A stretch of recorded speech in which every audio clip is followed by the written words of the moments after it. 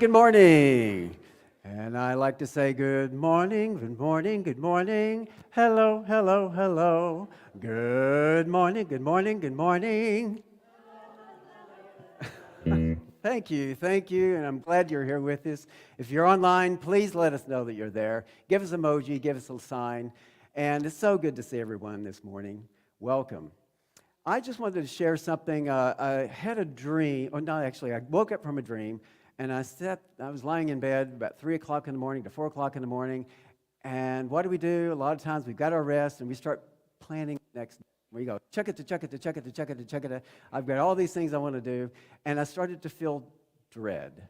I started to think, my gosh, there's so much to do. Am I going to be able to do it? And then I start questioning the whole day. And then I thought to myself, what am I doing? And I thought, I am actually resisting life. I'm resisting my life and my God-given life. So I thought, well, what do I need to do with this? And the thought came to me, thank goodness, embrace it. So within a second, my thoughts became positive and empowered and beautiful. And for 2 days now, I've been embracing life, and I've been really enjoying it. So I just wanted to share that with you. If it works with you, then feel free to use that. But we're going to do things, oh, thank you. We're going to do things a little different, giving Jeff a little bit of a break, very deserved. And so we're going to probably break a few eggs to make this omelet. Might be a rather big omelet, see, but anyway, we're going to do a nice song that I'll sing, Come Now Is the Time to Worship.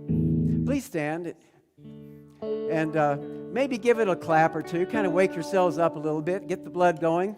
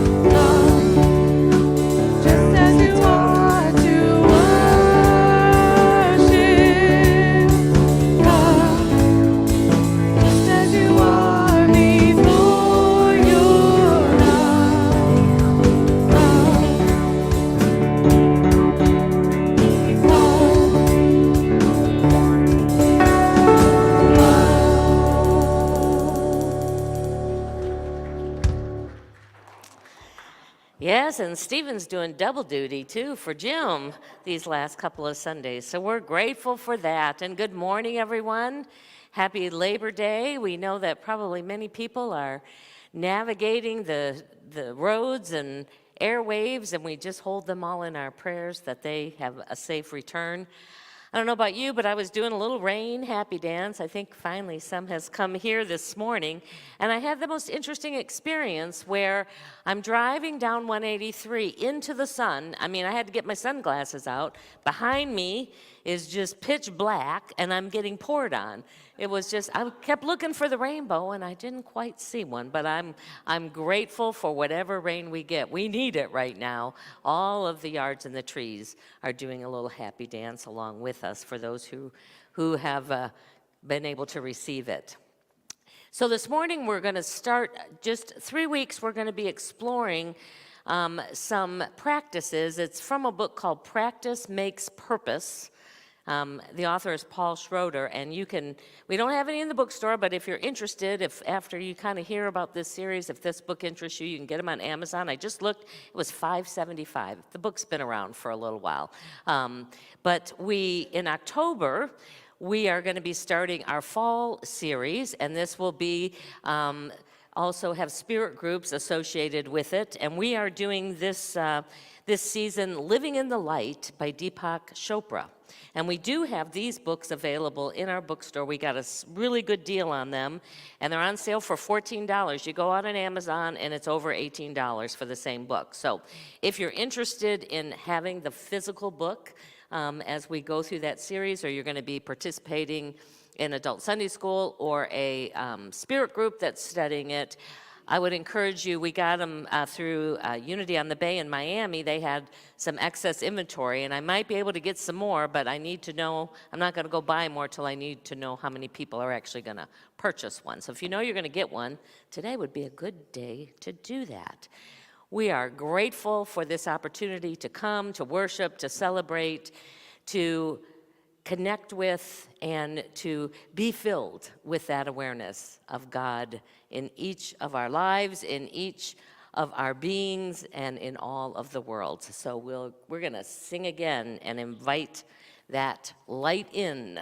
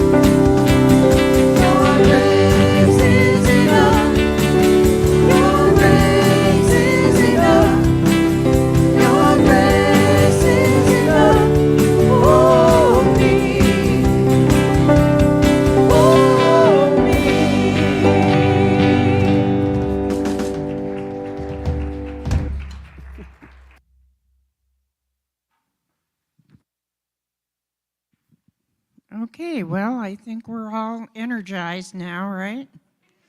I know I am. I'm Mary. Good morning.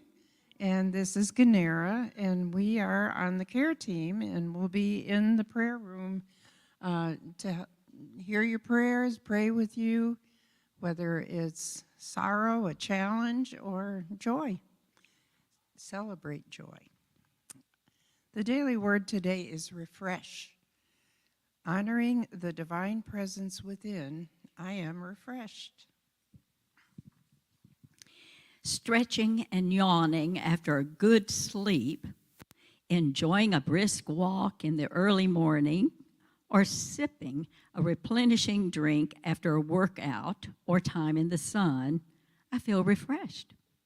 I move forward into my next activity with a renewed feeling of well-being.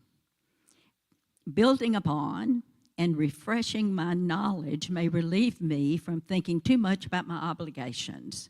Spending time with a good book or revisiting favorite passages from my favorite writings can give me a relaxing mental pause. I find many opportunities to refresh my awareness that God, the divine presence, is within me wherever I am, whatever I am doing. It takes only a moment to find God's presence reflecting in the people and the animals I encounter and in the natural beauty that surrounds me. And from Romans 15:32,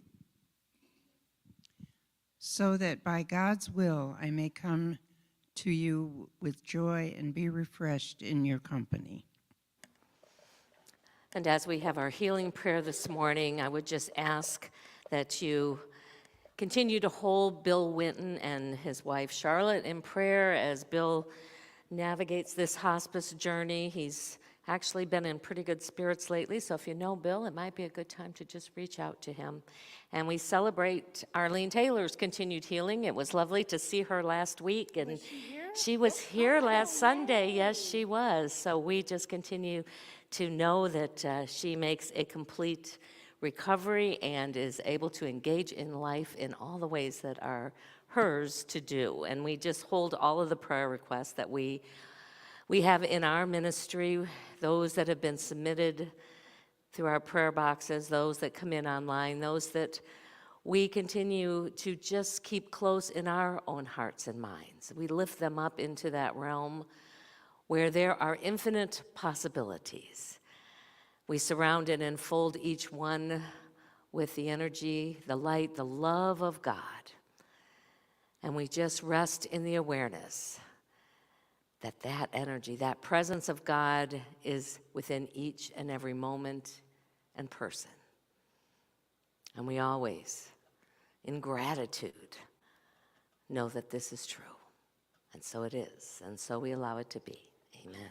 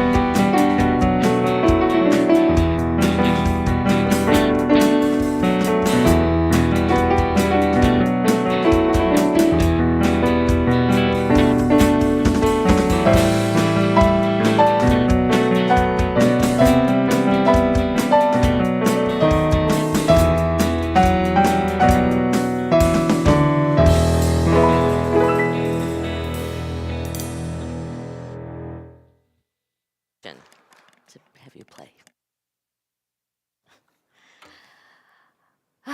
Well, there was this mom who took her kids out to a restaurant, and her 6-year-old son asked if he could say grace before they ate.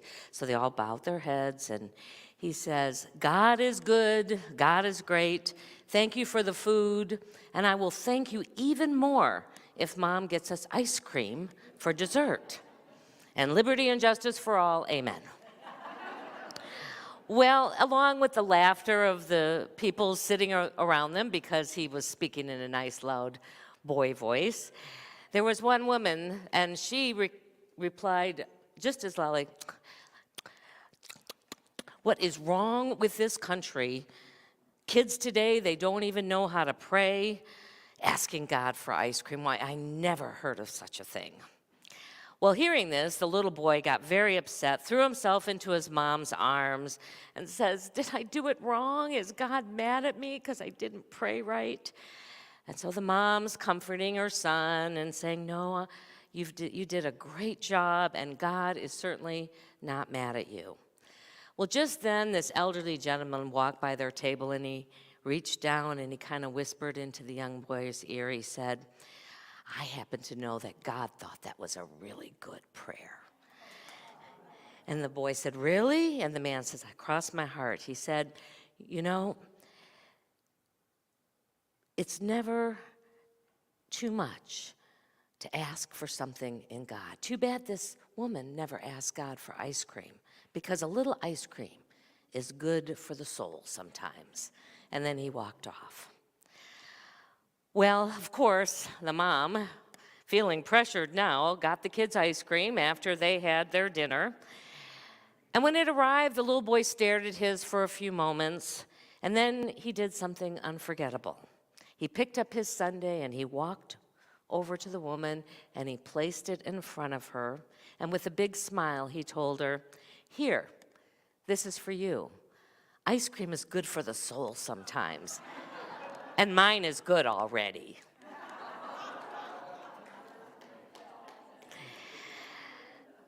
So I have to wonder, how often is it our practice when we're judged harshly, when people criticize us, that we respond with understanding and compassion?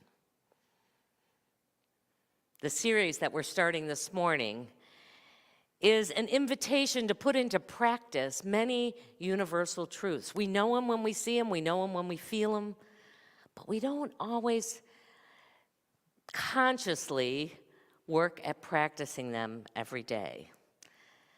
Now, for those of you who have been on this spiritual path for a while, and I know many of you have, they're not revolutionary new ideas. You're not going to hear all of a sudden some new undiscovered truth out there, but they are a different lens, they're a different perspective, they're a different way of understanding and focusing on, and those are infinite. And having different ways of engaging with these truths is what brings them alive in greater ways within us. It's certainly my experience that after decades of spiritual study of working with these truths, that in many respects they're very simple, and yet they're very complex to live. The author of this book, Practice Makes Purpose, his name is Paul Schroeder. He received and then has now offered an insight, a lens, and ways to put into practice these understandings. He's got different suggestions, and he believes through his experience, and I've worked with this material before, so I've had a similar experience, that a natural outcome of putting these into practice is a greater sense of joy and a newly discovered sense of purpose. He discovered them when he was studying the ancient teachings from spiritual masters of the Egyptian desert. I'm always attracted to Egypt for whatever reason, so anytime I see something that comes from the spiritual masters of the Egyptian desert, I go, okay, let me explore that. And he reminds us that these are a skill to be developed, not a collection of tenets or things that you must believe in or agree to. This is really about not what we think, but what we move into action in our lives. Spiritual growth and understanding and and having them be a part of your daily life is like physical training. It takes patience, it takes repetition, and it takes consistency. I knew this, and I really got to appreciate the different ways in which we could explore our spirituality when I was much more practiced and consistent with physical training. And I had a physical trainer for several years, and she would change up the routines pretty regularly. She said, the reason we do this, it works different muscle groups, and you don't get so bored. And so it's good to explore different aspects of our awareness of spiritual truths because they bring a greater sense of vitality, oftentimes more energy, more focus, more clarity, more purpose, and more joy. So the first practice that he suggests for each of us is what he calls compassionate seeing. The heart of this practice is to recognize the role that judgment plays in our daily lives, in our experience of life. And as Jesus taught, to practice seeing beyond appearances and see with right judgment. And we get closer to right judgment, at least in my opinion, when we practice compassionate seeing. So what does that look like? So here's a way to put this into practice. Number one is to pay attention whenever something makes you feel uncomfortable or seems painful or annoying, what we call in the quantum world triggers. Whenever those triggers show up, just to recognize it, not to beat yourself up about it or try and change it, but just to be aware, to be the observer of, that's really ticking me off, as Ginny Henley likes to say, if you're out there, Ginny. Number two, then, is to resist the inclination to immediately decide when someone or something is wrong or right. To just at least pause for a minute to say, I'm going to be in the question about that. Whether it's good, bad, right, wrong, I'm just going to try and observe that it's there without judgment. And then he goes on to say, become curious about your experience. Ask questions like, I wonder why this bothers me so much. Or, I wonder what's going on with that other person. This is one I've used for many years. Whenever somebody just seems to dump for no reason on me, whether it's someone out in the public eye or a family member, I have really made it my practice that my first reaction is, I wonder what's going on with them, rather than to take it personally and make it about me. And then finally, to be willing to sit for a few minutes and ask, and we're going to talk about heartfelt listening, to ask your heart, I wonder what this is all about. Help me to understand the wider and deeper picture of what's going on. One of the ways that he suggests having a reminder to put these practices into place is to have a simple mantra, and that mantra is, I accept everything I see. He said, wake up in the morning, take a few deep breaths, and say, today I accept everything I see. And when you go to sleep, I accept everything I see. Sometimes you can set, especially if you really want to hone in on this practice, just set an alarm. And every time that alarm goes off, remind yourself, I just accept what I see. It's suspending the judgment and being open to understanding in a deeper way what's really happening. Because by default, if we're not being conscious of this, we judge through the lens of our experiences.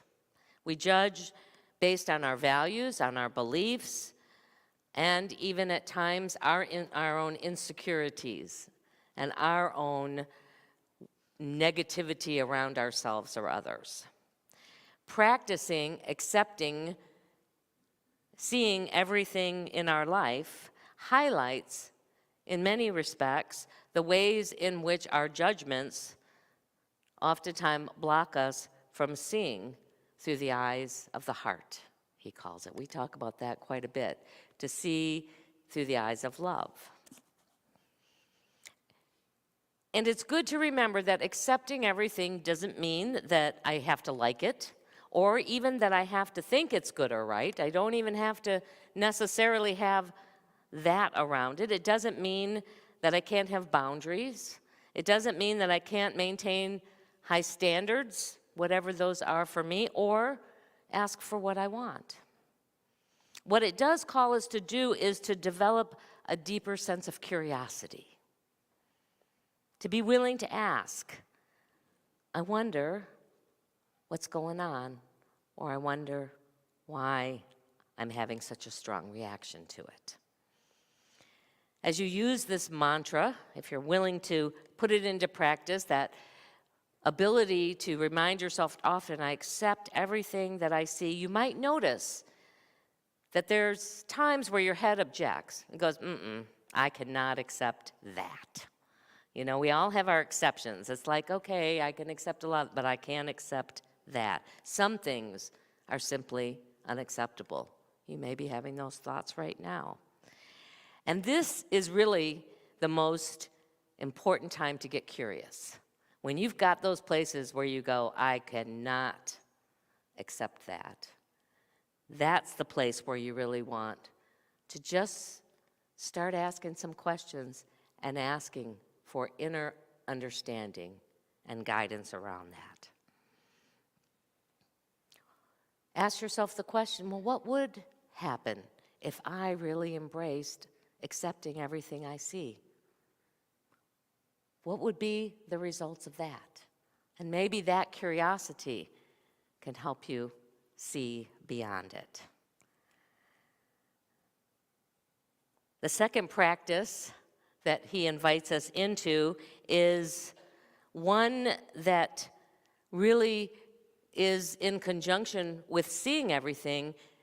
To get to that place of understanding is heartfelt listening. We talk about listening with the heart, seeing through the eyes of the heart, but yet most of us are not really great listeners. As we go throughout our day, we're not really necessarily present. We hear, but we aren't listening with our hearts. And our ability to listen with our heart directly corresponds to our ability to truly listen to others. He gives an example in his book that he had a sister who had a miscarriage. And he didn't want to, see her be so sad. And so he kept the conversations whenever he talked to her light, upbeat, positive. And he really tried to help her see and understand some possible reasons why this had happened. After all, she was young, she could conceive again. The baby was now with God, who would not want her to be so sad. Well, as time goes on, despite all this positive encouragement, she just gets sadder and sadder. And the people around her, especially this brother, get more and more uncomfortable in wanting to talk with her.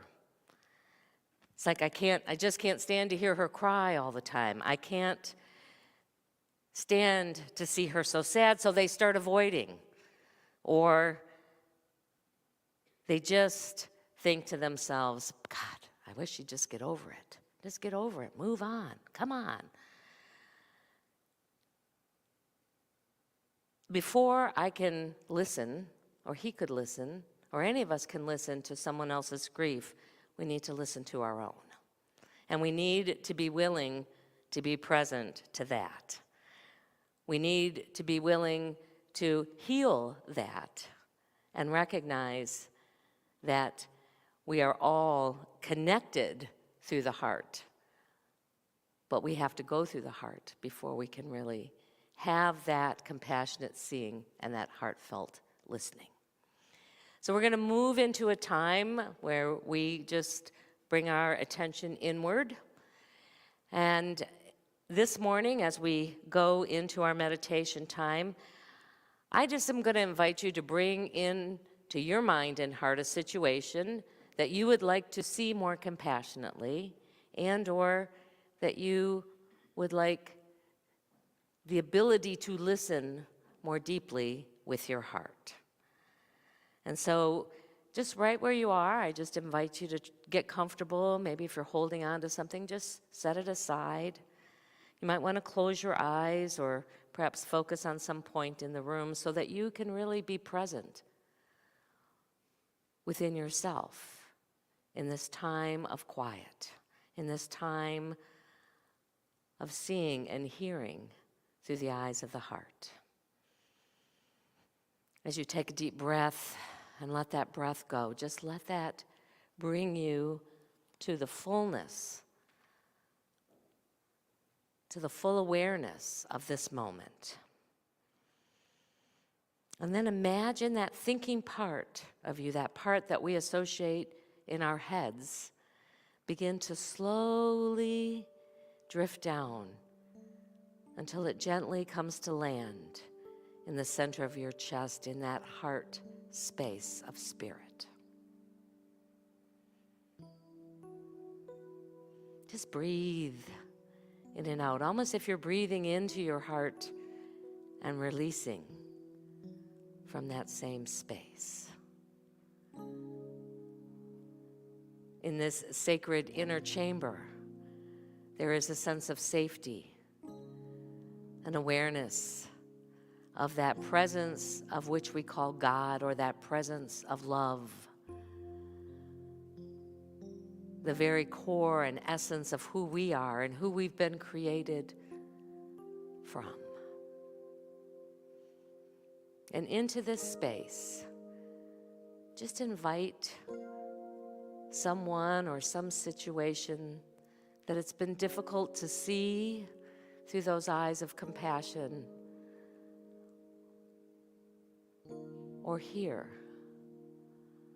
directly from the heart.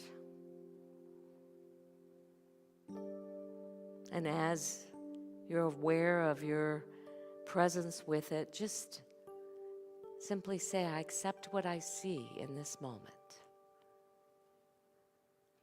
I hear what my heart is saying.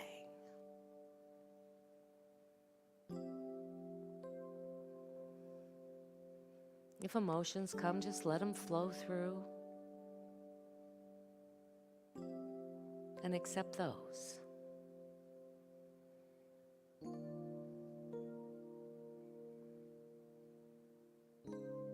Know that in this moment, all things are possible. Even if it feels or seems hopeless, all things are possible. Open to the awareness of that.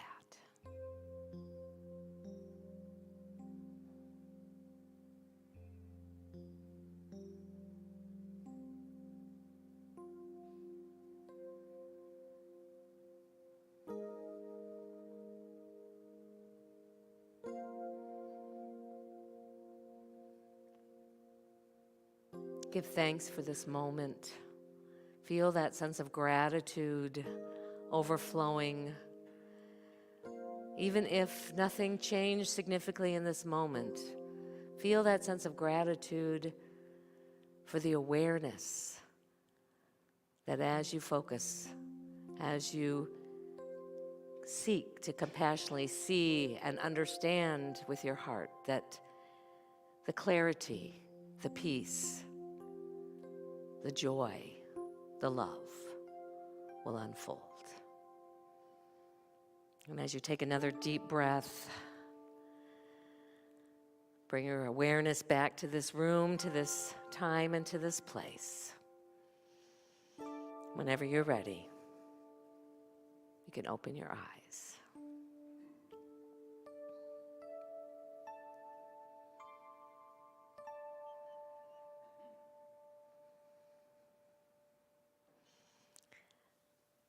So those early Christian practicers understood the importance of these truths in order to be able to be in a new way with one another. We're told in Colossians 3:12, since you are all set apart by God, made holy and dearly loved, clothe yourself with a holy way of life, compassion, kindness, humility, gentleness, patience, understanding.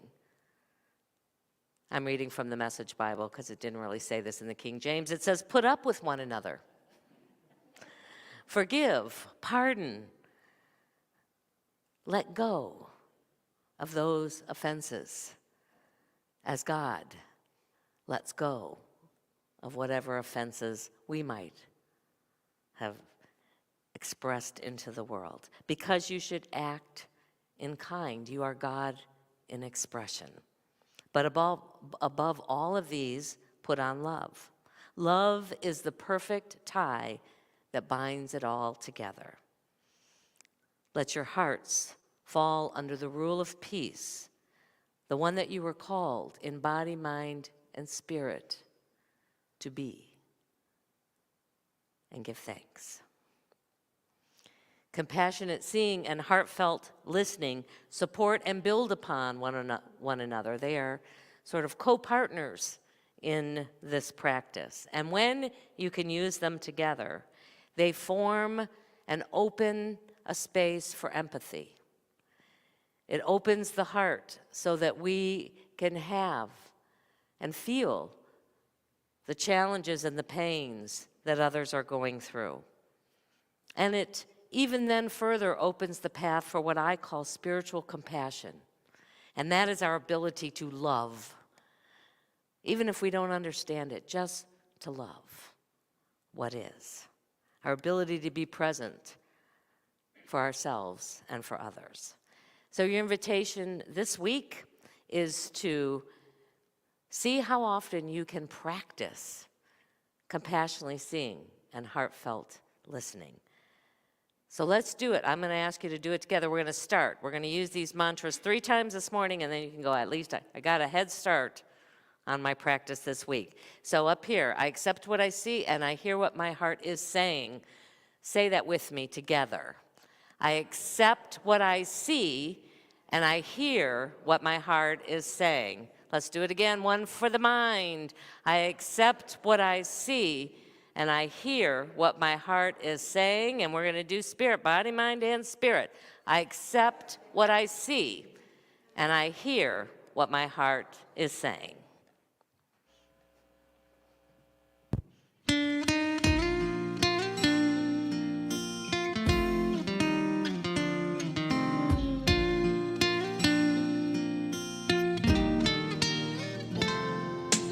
Look at the sky, tell me what do you see?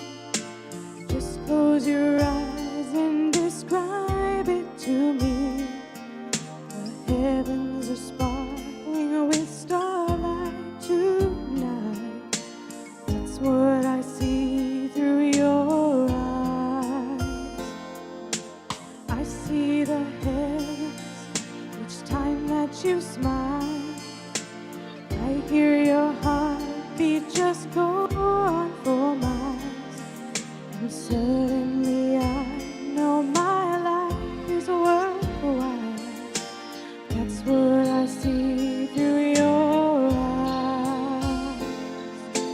Here in the night, I see the sun.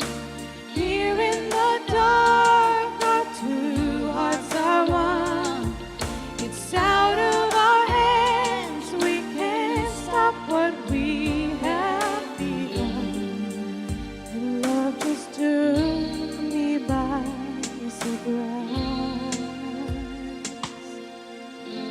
Looking through your eyes.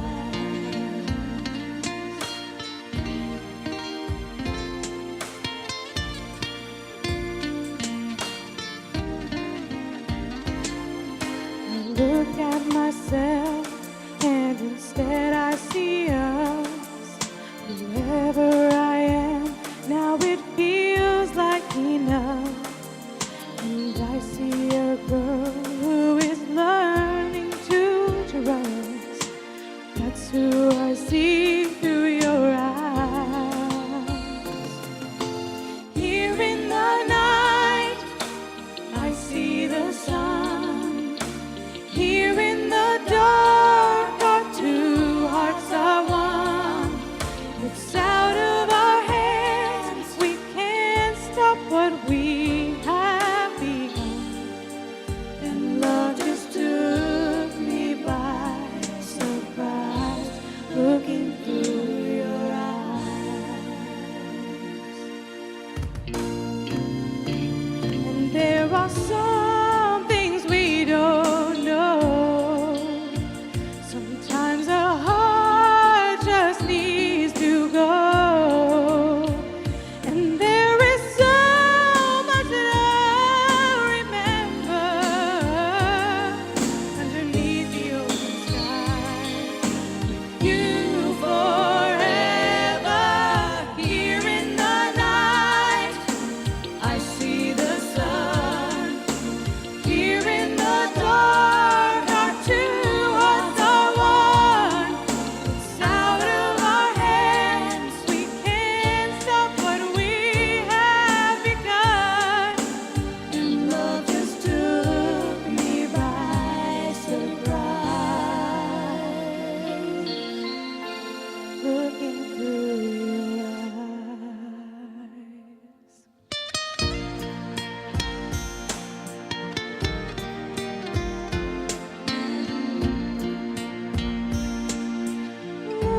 Looking through your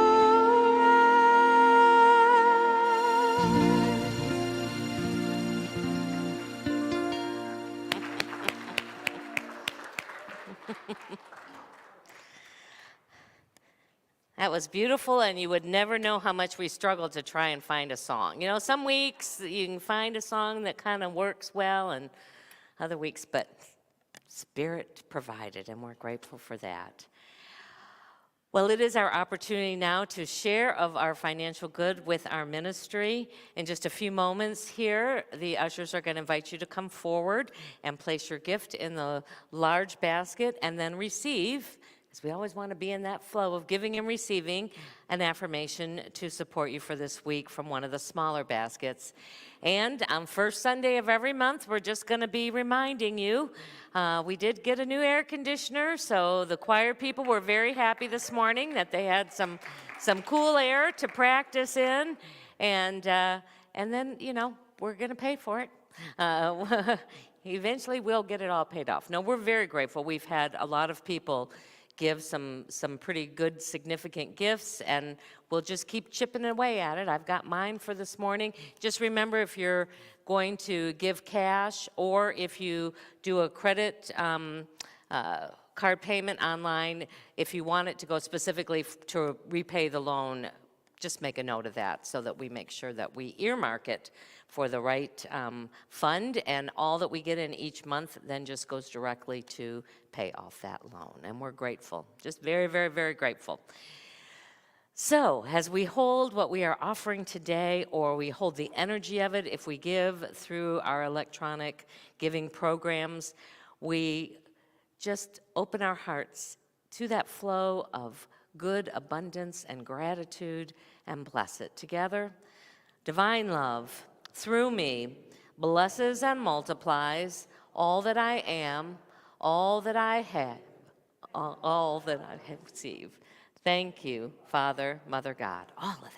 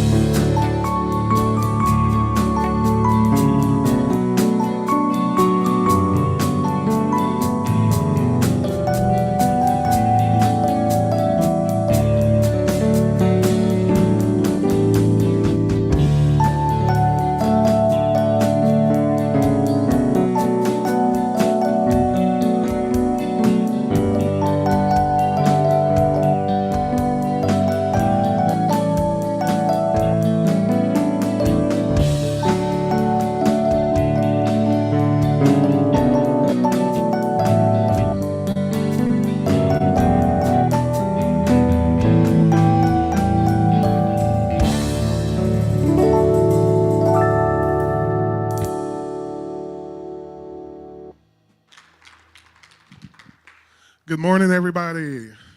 It's great to see you all here. It's a great Sunday. I'm Matthew Sweat. I'm the president of the board. If you're watching us for the first time, we're glad you have chosen to join us. We invite you to visit our website and fill out the Connect card. And if you're watching locally, we invite you to come visit us in person. If you are visiting us in person for the first time, please complete a visitor card found in the pew pocket in front of you and drop it in the box at the back of the sanctuary on the way out. For our appreciation today we appreciate our licensed Unity teachers, Gigi Johnson, Denise Teague, and Lynn Weinberg. As you know, Gigi has been active here for some time, volunteering in so many ways and achieving her LUT designation as part of her journey. Now we are fortunate to have Denise and Lynn join us as LUTs as well. This team has been meeting regularly and is committed to making the Center of Unity experience one that fulfills us academically and spiritually, with a lot of interactive fun in the bargain. And so to Gigi, Denise, and Lynn, we love you, we bless you, we truly appreciate you, and we behold the Christ in you. Namaste.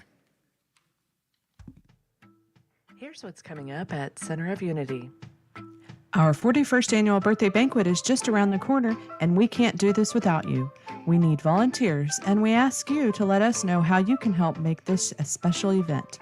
Also, it's time to start gathering gifts for the auction, so please ask those who help you, such as hair and nail salons, destination venues, restaurants, etc., to contribute for our auctions, just as our neighbors at Chicken and Pickle did recently with 10 gift cards. This year, we'll feature a barbecue buffet with brisket, smoked sausage, and all the trimmings. So dust off your country attire for a boot scootin' good time, and visit the COU website or app to sign up. Our youth is growing, and we're looking for volunteers to teach one Sunday a month. Lessons are set up and ready to go when you arrive on Sunday. They're even emailed a few days in advance so you have time to review. Fill out the online form or speak with Debbie before or after church. Join Reverend Linda every Tuesday at 11:30 a.m. for the Metaphysical Bible Interpretation class, where we refocus our attention on the good that God is making available to us now. Each class is self-contained. The Zoom ID is on the screen, or you can access it from our website or the COU app. It's the first Sunday lunch, so join us in Fellowship Hall after service, where they're cooking up some extraordinary dishes, all for a love offering. There are multiple ways you can make a donation to Center of Unity. You can drop your donation off at the church, mail it to our P.O. Box, visit our website, or use the COU or Venmo app. Your continued support is greatly appreciated. Quickly, Stephen, before we invite our kiddos to come in. So here's 2 ways to serve. Yes, go and get some auction items, and we've got letters out there that you can take to people that you frequent and get services from them, or destination places are something that people really want right now. And a quick way to be of service today, if you want to give just a little bit more, we've got 3 tables back there. I would love for somebody to help us take them down, and we'll show you where to put them in the storage room. Thank you. Bless you. All right, folks. Well, I think I see some suspicious activity behind those doors, so let's bring them in.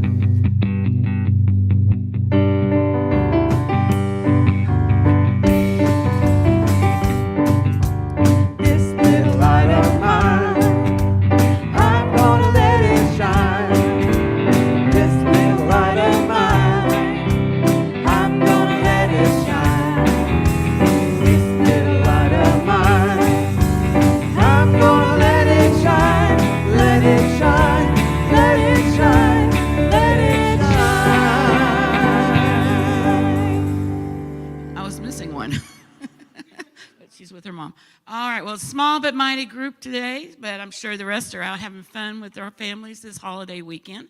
And let's see, Nora, did you want to share? Today we made paper chains that say good words on it. Ah, nice.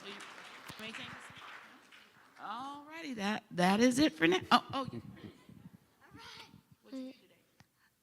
We made,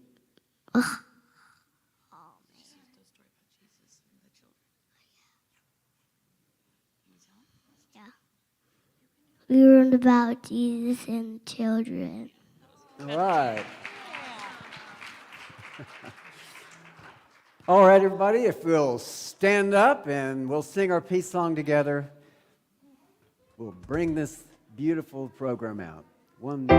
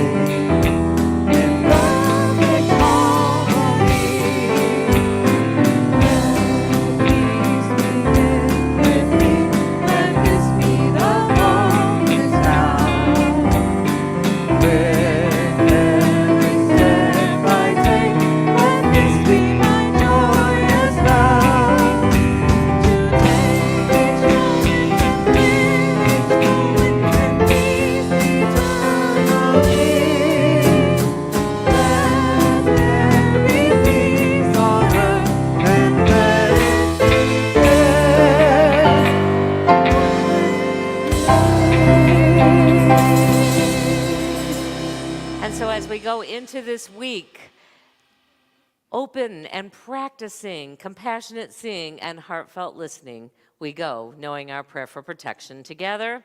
The light of God surrounds us. I am the light of God. The love of God enfolds us. I am the love of God. The power of God protects us. I am the power of God. The presence of God watches over us. I am the presence of God. Wherever we are, God is, and all is well.